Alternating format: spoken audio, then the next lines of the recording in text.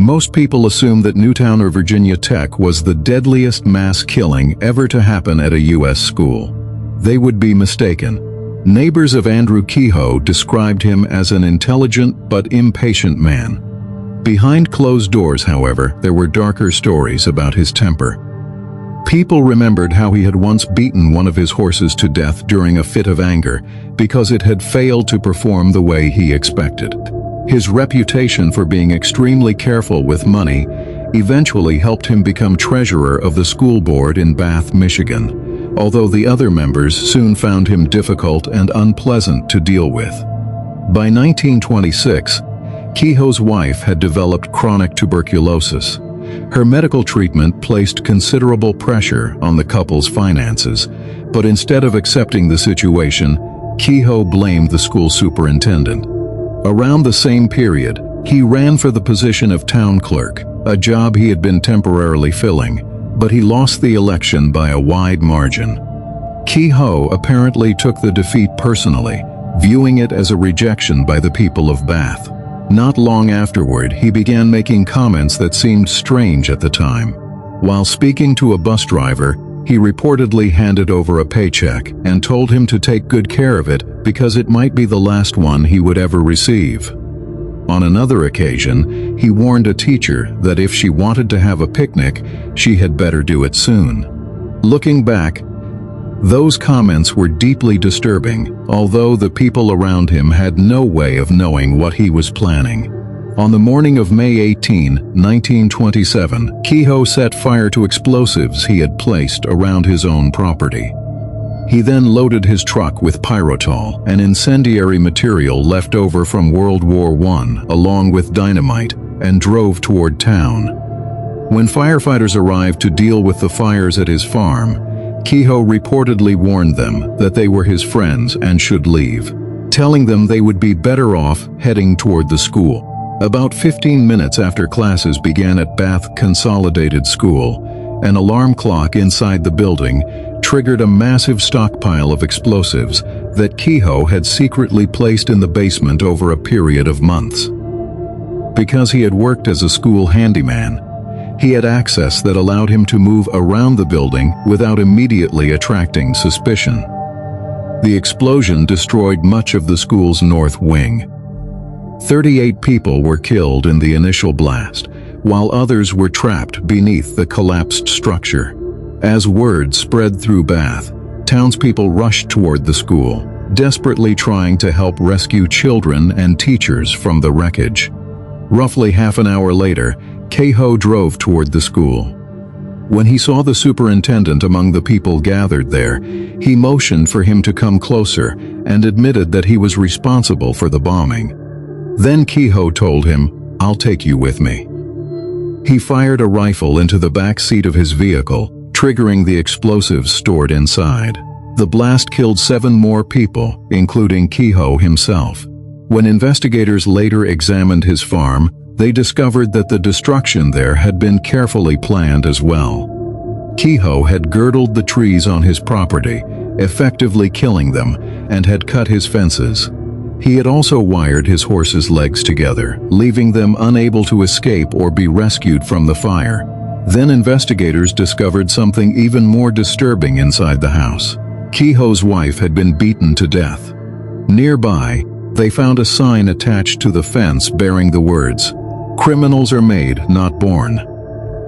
There was one final detail that made the entire situation even harder to understand.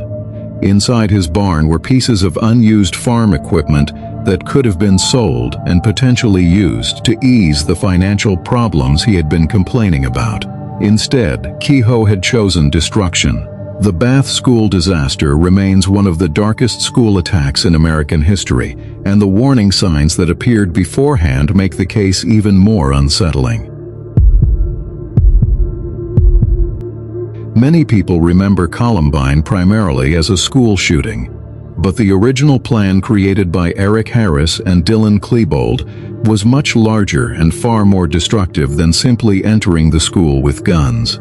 The two had constructed multiple large bombs, including devices weighing around 20 pounds. 2 of them were taken into the school cafeteria. while 2 more were placed in their respective vehicles outside. The cafeteria bombs were set to detonate at approximately 11:17 in the morning, when the building would be crowded. The two had spent months studying the school and observing its routines. They paid attention to when the cafeteria and library were busiest, apparently trying to determine the moment when an explosion could cause the greatest number of casualties. Their plan depended heavily on the cafeteria bombs working as intended. The cafeteria was located beneath the library, and they believed a large enough explosion could cause the floor and library above it to collapse. If everything worked according to their plan, the initial blast alone could have killed hundreds of people. Then came the next part. After the bombs detonated, Harris and Klebold planned to position themselves outside the building and shoot at people escaping the destruction. The 2 bombs hidden inside their cars were intended to explode afterward, targeting people who were fleeing the school and moving through the surrounding area. It is difficult to imagine how different the outcome could have been if the original plan had worked. Instead of the attack being remembered primarily for the shooting, the school could have experienced a mass casualty bombing followed by attacks on survivors trying to escape. But the bombs did not detonate as planned. When Harris and Klebold realized that their devices had failed, they changed course and began moving through the school with their firearms. That was when the attack became the shooting that the public ultimately came to know. There were also signs during the attack that Harris may have been experimenting with ways to cause further destruction. In footage from the cafeteria, he can reportedly be seen firing at one of the propane tanks. Whatever his exact intention was at that moment, the larger bombing plan had already failed. For years, Columbine was often explained through the idea that bullying was the main reason behind what happened. Later examinations of the 2 attackers painted a more complicated picture. Harris in particular was described as displaying traits associated with psychopathy and a strong sense of superiority over other people. His behavior and writings suggested that his motives went far beyond simply being angry at classmates. Klebold appeared to be heavily influenced by Harris, and some researchers have argued that the 2 did not enter the plan with exactly the same motivations. Harris seemed more focused on destruction and domination, while Klebold appeared to have different psychological motivations of his own. The attackers had also talked about creating something much larger than previous school attacks. They wanted their actions to become historically significant, and they reportedly discussed surpassing the death toll of the Oklahoma City bombing. The date they originally considered was even connected to its anniversary. Their objective was not simply to attack classmates and then disappear. They wanted the event to become enormous, chaotic, and impossible for the world to ignore. Fortunately, the bombs failed. That failure prevented what could have been a much larger loss of life, and it changed the course of one of the most infamous school attacks in American history. Felix Batista had built a career around preventing kidnappings and negotiating the safe release of people who had already been taken. He had reportedly helped resolve nearly 100 kidnapping cases, many of them in Mexico. That made what happened to him in 2008 especially strange. Batista was in Mexico to give a seminar about kidnapping prevention when he himself disappeared.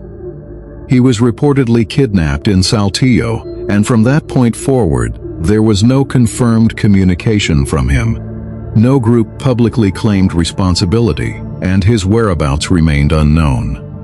What follows is an account that was later posted anonymously online by someone who claimed to have lived in Saltillo for most of his life.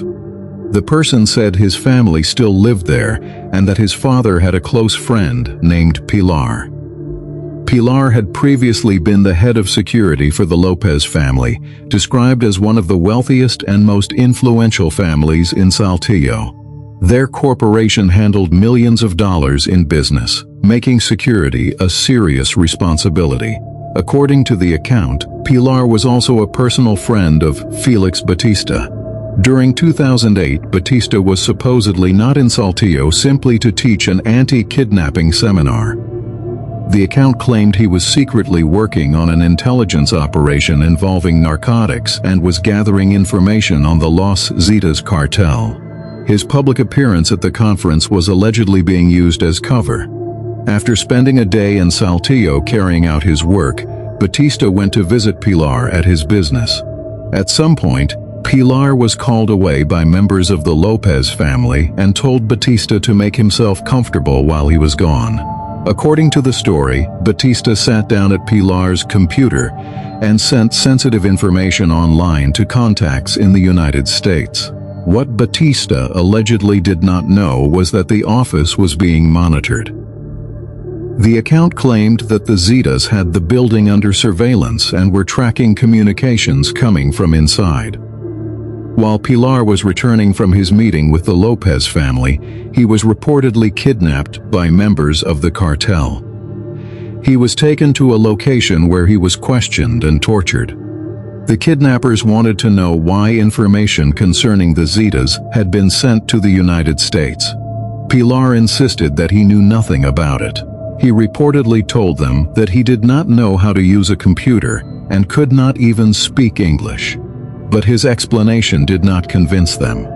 That night, his family realized something was wrong. Pilar was not answering his phones, and eventually their fears were confirmed. Around 11 p.m., his family received a call from Pilar himself. He explained that he had been kidnapped and warned them not to contact the authorities. Batista eventually managed to contact Pilar's wife, and she gave him the terrible news. The night passed with everyone waiting and hoping for some way to get Pilar back. By morning, however, Pilar's wife became overwhelmed by the situation. Despite Batista's advice, she went to the police and filed a report. It did not take long for the kidnappers to find out. According to the account, someone inside the police had passed the information back to the cartel. The kidnappers called Pilar and told him that his wife had reported the kidnapping. They then tortured him again. The cartel later contacted Pilar's wife and warned her not to involve any more authorities. They threatened to kill Pilar if she continued trying to get help. This time, Batista got on the phone. He identified himself and told the kidnappers that he was the person who had sent the information to the United States. He offered to exchange his own life for Pilar's. The kidnappers agreed. The exchange was arranged outside El Principal, a well-known cabrito restaurant in Saltillo. Batista reportedly went there knowing exactly what he was walking into. He waited for instructions from the kidnappers and eventually walked outside. Batista a blue truck and disappeared. Batista was never seen again. About an hour later, Pilar was released. His captors reportedly abandoned him on a lonely road roughly 30 minutes outside Saltillo.